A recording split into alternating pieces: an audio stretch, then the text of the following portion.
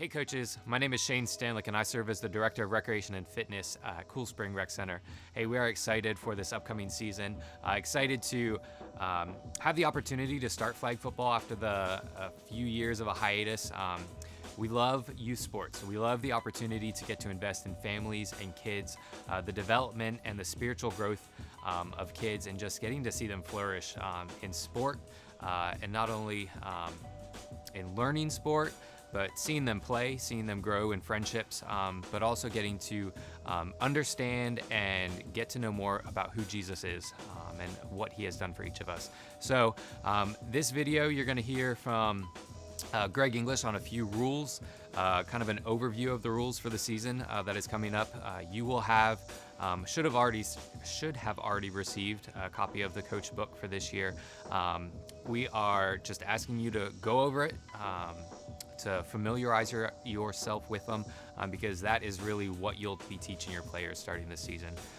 We are truly excited, and if you have any questions, just reach out. We're here to help you through this process, and excited to see what this season holds.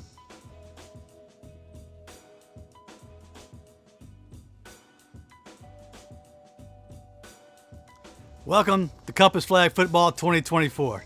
We're excited you're here, and we're excited to be back. We're excited about the opportunity to partner with you, and not only teaching sports, but also teaching character development. You see, Compass Sports in general as a whole, it's about providing every participant the opportunity to grow in the sport of their choice, while growing in character through the teachings of Jesus Christ. And so we're excited to partner with you in that. Each one of you by now has probably received the flag football coaching workbook. In this book, you'll find the guidelines of the tools that are needed to understand the game, understand the rules, how to start the first practice, what does it look like on game day experiences, your substitution systems. This is a wealth of knowledge. I encourage you, spend time in doing this. My name is Greg English. I've had the opportunity to be a part of Compass Sports for years. I'm a big fan of what's getting ready to happen this season. So let's take a look briefly. Let's run through a few things that I think you'll find important to you as an overlook. But again, remind you, be familiar with this book. It'll be your guide source throughout the season. First thing when we talk about flag football, we talk about general guidelines of play. What are they? Overall, I want you to know your football size for 2nd and 3rd grade is the Pee Wee ball. You can buy a good composite ball, or we'll have them at the fields for you. For the older kids, 6th through 8th grade, it'll be the junior size ball. Again, a good composite ball is fine. You can purchase your own, or we'll have them at the field for use during game days and practices as well. 5-on-5 is the format this year. You'll play 5 on offense, 5 on defense. However, if a team only has 4 players, then each team will use 4 players on the field. There is a minimum rule of 4 players in which to play the game. Each game will consist of 8 periods. When we talk about periods, we talk about 4 periods per half. So in the first half, it'll be 4 periods, and the second half will be 4 periods. Now, depending on the grade level you're in, the time will change. All game periods will be 8 total, equaling 2 halves, meaning we'll play 4 in the first half, 4 in the second half. If you're in the 2nd through 3rd grade division, your quarters will be 5 minutes long. If you're in the older division, 4 through 8, then your quarters will be 6 minutes long each, and that'll make up the total game. Now, within that game, 2 timeouts are permitted, but they're allowed only in the second half, the last 2 minutes of the game. If a game is within 2 scores, then we will have a regular functioning time clock that will take in consideration out of bounds, dead balls, turnovers, whatever, to complete the game. Above that, then the game will continue to have a running clock. Player substitutions.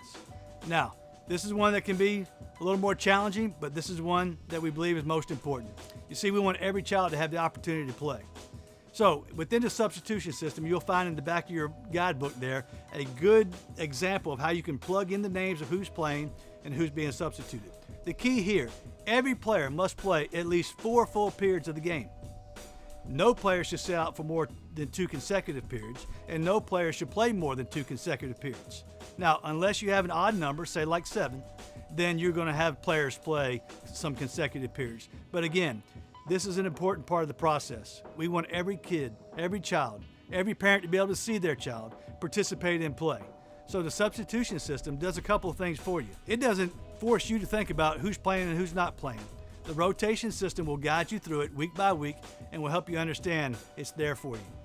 It also allows every child to play. It allows every parent, every grandparent to get to experience the joy of their family member playing in the game. Now, if you're going to make changes, those changes will happen at the end of each of the little quarters. Unless there's an injury or a disqualification, then we'll make changes on the field at that time. But generally, you'll fill your substitution form in prior to the game with each player per period. You'll have it at the start of each game. You share it with the other coaches, and you follow that system throughout the game. Player substitution.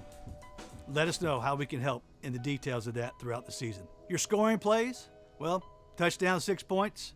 Extra point conversions, you either can go for 1 point or you can go for 2 points. That'll be determined based on you going from a 5-yard or a 10-yard option. And then there's 2 points for safeties. Game day. Now, if you're like me and probably a lot of other folks, who doesn't love a good game day, right? It's the day that kids show up, you put in a week of practice, they got the uniforms on there, get them there early a little bit, get them settled down, get them prepared for the game ahead of you. On game day, it'll be a good day. It'll be an atmosphere that the kids will love to be a part of, concession stands, families, just a good time. And we want that culture here. We want a place where kids feel like they can come, they know they're going to get cheered for, they know they're going to have an atmosphere where they can hang out with their friends, socialize, but they're also going to have a good competitive game in which they can play in. In order to do that, we do ask you that every player must wear the Compass uniform. Within flag football, one of the key things is the uniform must be tucked in at all times. That will help that will prohibit flag guarding and different things like that. So make sure jerseys are tucked in and they look good on the process. We'll say jewelry, earrings, stud rings, sunglasses, that is not permitted on the field of play. So anything with jewelry related, sunglasses, those things, we ask you to take care of that prior to the start of play. And I'll tell you this about game day. The other important thing is prior to every game, you'll meet in the center. You'll bring all your players to the center of the field there, and you'll gather with the referees. That referee will guide and lead your team in questions, help the kids understand where we start, where we're going, but they'll also pray a blessing over each of those kids in that game that day. So we want to be attentive to the things that we're hearing and seeing, observing throughout the week so that we can bring those to prayer and a blessing over the game each time.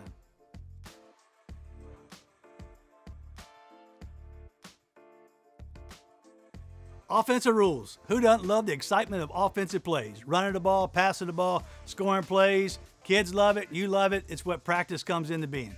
So here we go. A couple of things about offensive plays. Number one, first downs. A team can get a first down when they cross midfield. You got 4 plays to complete a first down. So you'll start at your 10-yard line at the end zone side, working your way towards midfield. Once you cross midfield within 4 downs, you got a first down going the other way. Congratulations to you. Fourth down. Now, there's 2 options on your fourth down. You can attempt for a first down, or you can punt. If you attempt for the first down, then you go for it. We see how it plays out. If you choose to punt, you'll simply let the referee know. You'll call out punt. We'll take the ball. The ball will be moved to the opposing team's 10-yard line, and they'll start for their first down. Now, you'll notice on the field there'll be a different color stripe at midfield zones and also right before the end zones. These are 5 yards from the midfield and 5 yards from the end zone.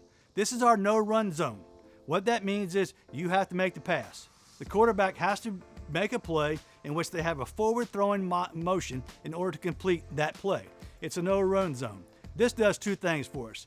Number one, when it gets tight within an end zone play or a midfield play, it allows the field to open up, gives us a little more safety in the process. Number 2, it also encourages passing options in different plays. So the no-run zone, you'll be aware of it again. Once you're 5 yards from the midfield and once you're 5 yards from the end zone, you'll identify a different color stripe that will set that up. The referee will also holler out, no run zone, no run zone. On the quarterback exchange, 3 options on the quarterback exchange. You can do your traditional snap, you can do a shotgun snap, or you can do a side snap. Your traditional snap, the quarterback will come under center, make the play, call it out, back it up. Many years of Compass Flag football, it's probably going to be some of your safest option there. Your shotgun snap will be quarterback is back, center makes the snap, again, going to pass it back and catch it from there. Your third option is a side snap. Side snap is an option for you, but it's also a requirement when we have a male-female quarterback center exchange. So you'll use the side snap in that category. No center will be able to snap the ball to the quarterback, and the quarterback hand it back to the center. I appreciate the novelty of the trick play, but not in Compass flag football. We want a complete snap and then a play being made following the snap. You're passing and receiving. Now, when the quarterback drops back to pass, be mindful, 4 seconds for them to make the throw. You'll see the referee back there counting 1, 2, 3, 4. That's when the quarterback needs to be in motion of making the play, of making that pass forward. All players are eligible to receive a pass. So no matter where they are on the line of scrimmage, they're open for the opportunity to receive that pass. 1 foot has to be in bounds to make a catch. 1 foot in bounds to make a catch. Now, if the quarterback doesn't get the ball off in the 4-second time frame, then it's simply a dead ball, blowing the whistle, and a loss of down. Handoff and fumbles. Quarterback is not eligible to run the ball past the line of scrimmage. So the quarterback has to get the ball from the snap, make a play. It can be a pitch, it can be a lateral, it can be a handoff, it can be a forward pass down. The quarterback's not eligible to receive it as a handoff. The other thing about the snapping, too, is the quarterback has to be the first person to receive the snap. So, handoffs, pitches, laterals, again, they happen behind the line of scrimmage. A fumble, when we talk about a fumble, if it's on the center exchange, the quarterback does have the opportunity to pick the ball up if it was dropped on a snapping situation. The ball is still live.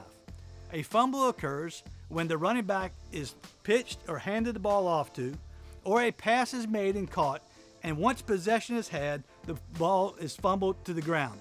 That is a dead spot ball, and it'll be placed right there for play. So again, a fumble occurs once possession has happened and the ball is released by a running back or a wide receiver. It becomes a dead ball, and that is the spot in which we'll start the next down from. Running the ball. Again, the quarterback cannot run across the line of scrimmage unless making a play, and the running back cannot stiff arm, cannot flag guard. You have to teach that in practice, no flag guarding, and they cannot jump, meaning a running back or a receiver cannot jump with both feet off the ground forward in that motion at all. If that happens, then the referee would call the play dead, and it'll be spotted at that point. Your offensive rules to review.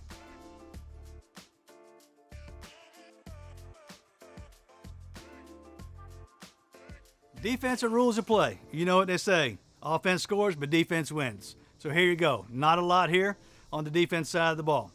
Players are permitted to jump or leave feet when attempting to grab a flag and make a pull on the flag. They're also allowed to leave their feet when making an attempt to break up a pass or make an interception. If an interception is made, you have the opportunity to advance the ball back as far as you can take it. If your flag is pulled on the interception, then it's down at that moment, and we pick up spotted play there. Players are not allowed to strip, pull, or take away a ball out of the hands that is fully possessed by the offensive team. So no grabbing in, no slapping, no pulling out once the ball is in full possession of the player. The ball is always spotted at the player's feet.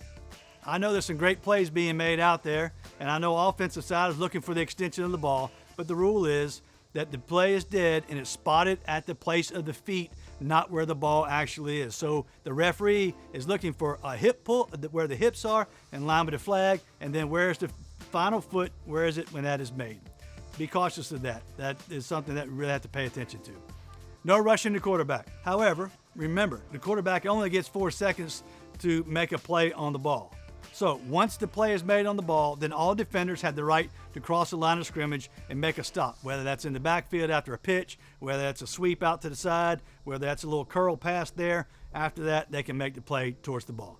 And then again, any intentional contact, such as blocking, pushing, grabbing, tackling, that's going to be called illegal contact on the defense. So there's 4 or 5 key things about the defense side of the ball that you'll want to be aware of as well.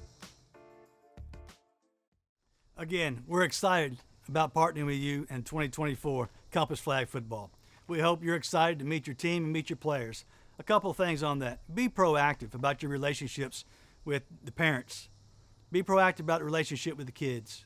When you're calling them about the first practice, when you're engaging them when they come to the field, man, call them by name. Let them know you're glad to see them. This is maybe the only opportunity that these kids will experience, the opportunity for skill, fun, love, care, development, both skill and character. And so we want to ensure we're doing the best that we can with that.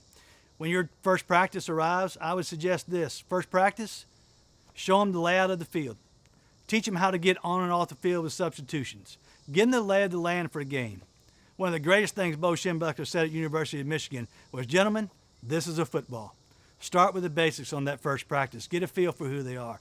Allow the parents to get involved with practice. Sometimes you'll need an extra coach if you're running a drill, which I strongly encourage. Break the practice down into a threefold method. It's called hold, part, hold. Hold, part, hold. Get your explanation of what you want to do during the practice, break it down in skill sets, invite the parents to help, and then bring it all back together again. There's a lot of things that you can do in a prepared practice that'll make a difference on your game day. You'll find some tips, again, in your guidebook on looking through those things. The other thing I would say inside your guidebook, too, is how is it that if we have a conflict that needs to be managed, there's some information there regarding that. Contacting the league, who to talk to, those are in there for you as well. And then finally, the substitution system. You'll find that on page 29. Again, it is a great layout for you so that you don't have to worry about who's playing for week to week. The system will develop that and put it in place for you.